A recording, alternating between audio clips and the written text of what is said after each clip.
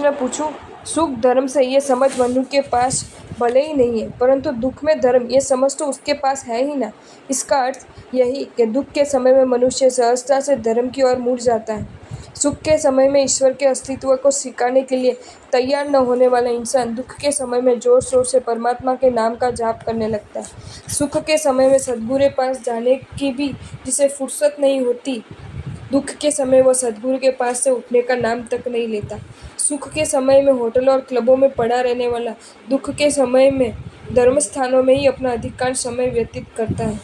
यदि सुख धर्म से मिलता है, ये समझ मनुष्य के पास नहीं है, तो दुख में धर्म का ही आसरा है, ये समझ उसमें कैसे पैदा हो जाती है? न मन, यही तो मानव मन की विलक्षणता है। मुझे प्राप्त सुख धर्म से ही मिला है, ये श्रद्धा न रखने वाला मन मुझ पर आन पड़े दुख धर्म से ही दूर हो गया, इस बात पर श्रद्धा करने लगता है। ये आश्चर्य ही है ना। परंतु एक बात मैं तुम्हें विशेष रूप से बताना चाहता हूँ कि दुख में ही धर्म करना ये मनोवृत्ति कतई गौरवप्रद नहीं है, क्योंकि केवल दुख के समय में ही धर्म की शरण में जाने वाला मन धर्म का चाहक नहीं, अपितु दुख का दुश्मन है।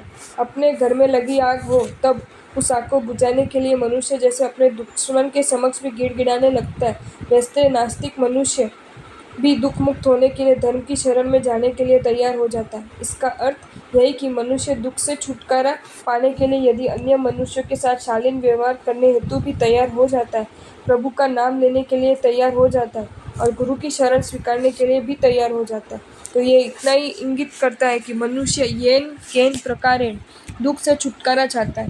नमन, दुख में ही धर्म ये मनोवृत्ति गौरवप्रद नहीं है, अपितु सुख में भी धर्म हो ये मनोवृत्ति गौरवप्रद है।